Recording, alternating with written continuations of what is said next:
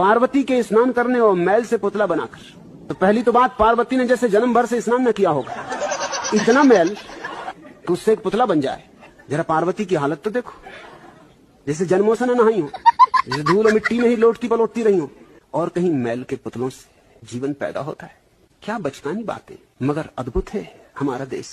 हम जाते हैं कि आत्मा अमर, कोई मरता ही नहीं, और पार्वती विलाप कर रही हैं अब, और महादेव जी के साथ रहते रहते जिंदगी गुजर गई। इनको अकल ना आई तो तुम महादेव की मूर्ति के सामने सिर पटक पटक के सोचते हो अकल आ जाएगी। अब विलाप कर रही, और विलाप क्या करना है, जब मिट्टी के ही पुतले में सांस फूंकी थी, अरे तो फिर 2-4 महीने बाद नहा लेना था, हाथ का ही मैल था, इसमें रोना धोना क्या है। या शिव जी के शरीर से मैल निकाल के उसका पुतला बना लेना था। जब पार्वती को मैल के पुतले में प्राण फूंकना आता है, गणेश की गर्दन जोड़ना नहीं आया। इनमें तुम विरोधाभास देखो, और तब तुम पाओगे तुम कैसी बचकानी कहानियों में उलझे रहे हो।